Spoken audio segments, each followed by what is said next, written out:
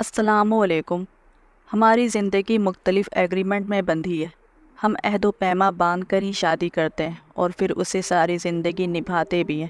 ہمیں ملازمت بھی ایک ایگریمنٹ کے تحت ملتی ہے اور ہم کام بھی ایگریمنٹ کے تحت ہی کرتے ہیں۔ ہمارا ملک و معاشرے میں اٹھنا بیٹھنا، چلنا پھرنا، رہنا سہنا سب کچھ کسی نہ کسی عہد کی پاسداری کا حصہ ہے۔ ملک کی شہریت ہو یا کرائے پہ مکان پہ رہنا یا کرائے پہ مکان دینا، سب کچھ ہی کسی نہ کسی ایگریمنٹ کے تحت ہے۔ بعض عہد بالواسطہ اور بعض بلا واسطہ ہوتا ہے۔ بالواسطہ تو ہم خود سمجھ بوجھ کر کے کرتے ہیں، جیسے کہ بلا واسطہ ملکی قانون یا سماج اور دین و ملت کا عہد ہوتا ہے جو از خود ہم سے متعلق ہو جاتا ہے، اور ہم ہر حال میں بالواسطہ اور بلا واسطہ عہد کی پاسداری کرتے رہتے ہیں، کیونکہ اسی میں ہماری کامیابی ہے۔ لیکن اس کے باوجود بھی لوگ عہد شکنی کرتے ہیں، اور وہ بھی اپنے خالق و مالک سے کی گئی ایگریمنٹ کی عہد شکنی، جو کہ ہر انسان نے اللہ سے اپنی پہلی ملاقات کے وقت کر چکا ہے کہ اللہ ہی ہمارا رب ہے اور اس کا کوئی شریک نہیں۔ اللہ سے ہماری اس عہد کی تفصیل قرآن میں کچھ یوں بیان ہوا ہے کہ اور اے رسول صلی اللہ علیہ وسلم، لوگوں کو وہ وقت یاد دلاؤ جب تمہارے پروردگار نے عالم ارواح میں بنی آدم کی پشت سے اس کی ساری نسل کو نکالا تھا اور ان کو خود اپنے اوپر گواہ بنایا تھا اور پوچھا تھا کہ کیا میں تمہارا رب نہیں ہوں؟ سب نے جواب دیا تھا کہ کیوں نہیں، ہم سب اس بات کی گواہی دیتے ہیں، اور یہ اقرار ہم نے اس لیے لیا تھا کہ تاکہ تم لوگ کل قیامت کے دن یہ نہ کہہ سکو کہ ہم تو اس بات سے بے خبر تھے۔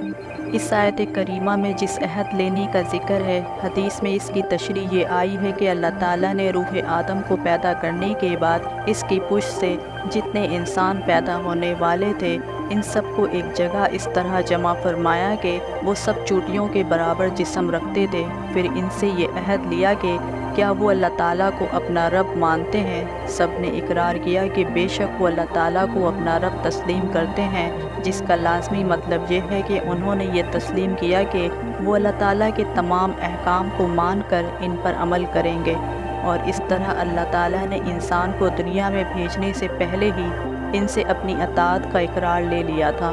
احادیث کا بغور مطالعہ کرنے سے معلوم ہوتا ہے کہ یہ معاملہ آدم علیہ السلام کے روحانی وجود کی تخلیق کے موقع پر عالم ارواح میں وقوع پذیر ہوا تھا، جیسا کہ انسانی جسم ابھی پیدا بھی نہیں ہوئے تھے۔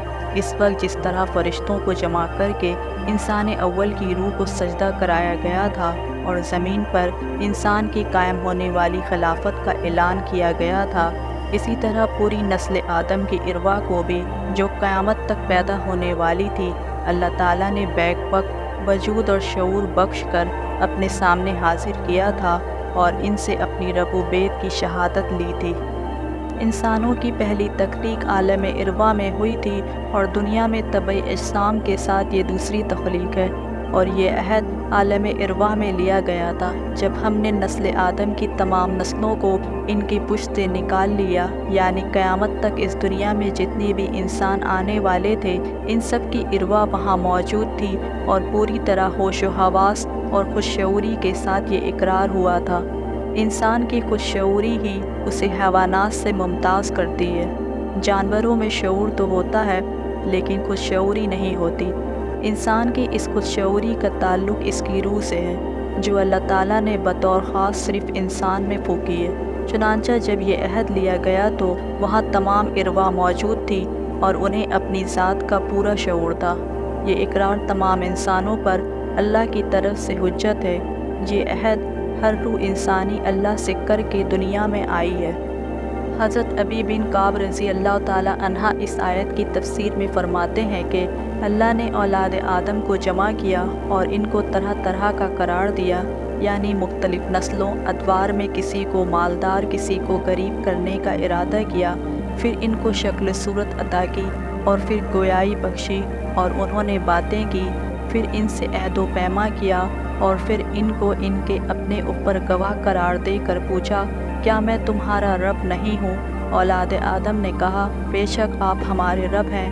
اللہ تعالیٰ نے فرمایا میں 7 آسمانوں اور 7 زمینوں کو تمہارے سامنے گواہ بناتا ہوں اور تمہارے باپ آدم کو بھی شاہد قرار دیتا ہوں، اس لیے کہ قیامت کے دن کہیں تم یہ نہ کہنے لگو کہ ہم اس سے ناواقف تھے۔ اس وقت تم اچھی طرح جان لوگے نہ تو میرے سوا کوئی معبود ہے اور نہ میرے سوا کوئی پروردگار ہے، اور خبردار کسی کو میرا شریک قرار نہ دینا۔ میں تمہارے پاس عنقریب اپنے رسول بھیجوں گا جو تمہیں میرا عہد و پیما یاد دلائیں گے اور تم پر اپنی کتابیں نازل کروں گا۔ یہ سن کر اولاد آدم نے کہا، ہم اس بات کی گواہی دیتے ہیں کہ تو ہمارا رب ہے اور تو ہی ہمارا معبود ہے، تیرے سوا نہ تو ہمارا کوئی پروردگار ہے اور نہ تیرے علاوہ ہمارا کوئی معبود ہے۔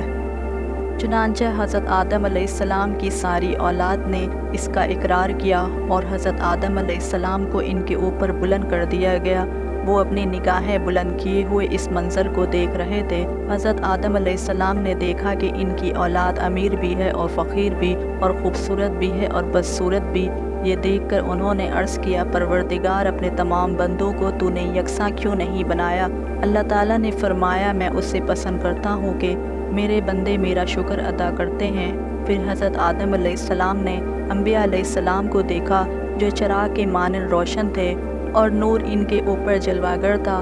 ان سے خصوصیت کے ساتھ رسالت نبوت کے لیے عہد و پیما لیے گئے، جیسا کہ اللہ تعالیٰ کا قول ہے، اور جب ہم نے پیغمبروں سے ان کا عہد و پیما لیا اور آپ محمد صلی اللہ علیہ وسلم سے اور نوح اور ابراہیم سے اور موسیٰ اور عیسیٰ ابن مریم سے بھی عہد و پیما لیا، ان روحوں کے درمیان حضرت عیسیٰ علیہ السلام بھی تھے۔ چنانچہ ان کی روح کو اللہ تعالیٰ نے جبرائیل علیہ السلام کے ذریعے حضرت مریم علیہ السلام کے پاس بھیج دیا۔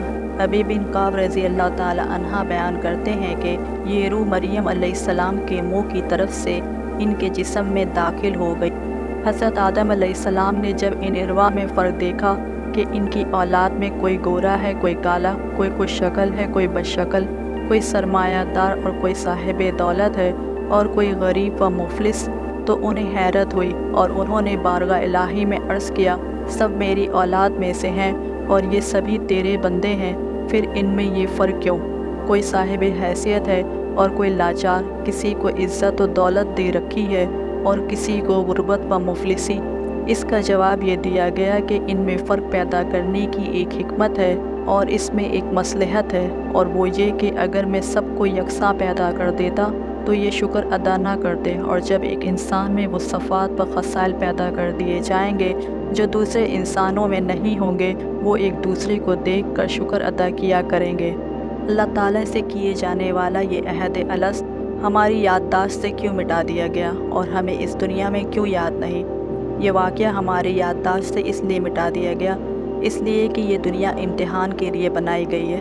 اگر اس کی یاد باقی رہتی تو امتحان کی پوری اسکیم باطل ہو جاتی، لیکن یہ ہمارے شعور اور شخصیت کے نہا خانوں میں مدفون ہے، یہ ہماری روح کے ڈیپتھ میں اترا ہوا ہے۔ یہ بالکل اسی طرح ہے جس طرح ہم ماں کے باطن سے جنم لیتے ہیں۔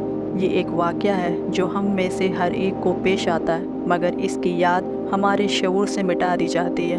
چنانچہ جس وقت گرد و پیش کا ماحول اس کے بارے میں ہمیں متنبع کرتا ہے تو ہم اسے بالکل اسی طرح قبول کرتے ہیں جس طرح بچہ اپنی ماں کی ممتا کو قبول کرتا ہے، اسی طرح پہچان لیتے ہیں جس طرح بچہ اپنی ماں کو پہچان لیتا ہے۔ اللہ کی معرفت ہمارے اندر اسی طریقے سے ودیت کی گئی ہے اور اسے ہمارے اندر اعلام کر دیا گیا ہے۔ اس کے بعد ہمیں اس دنیا میں بھیجا گیا ہے۔ انبیاء اکرام علیہ السلام اور ہمارا ماحول اس کی یاد دہانی کراتے ہیں۔ جب ہم اس کائنات اور اس کی معنویت کو دیکھتے ہیں تو عقل تقاضا کرتی ہے کہ اس کا خالق ہونا چاہیے، لہٰذا عقل بھی اسی کی یاد دہانی کراتی ہے۔ اگر اس کی یاد قائم رکھی جاتی تو پھر امتحان نہیں ہو سکتا تھا، لہٰذا عہد لیتے اور امتحان میں ڈالتے وقت یاد تو مٹا دی گئی، مگر اس واقعے کا شعور ہمارے باطن میں رکھ دیا گیا۔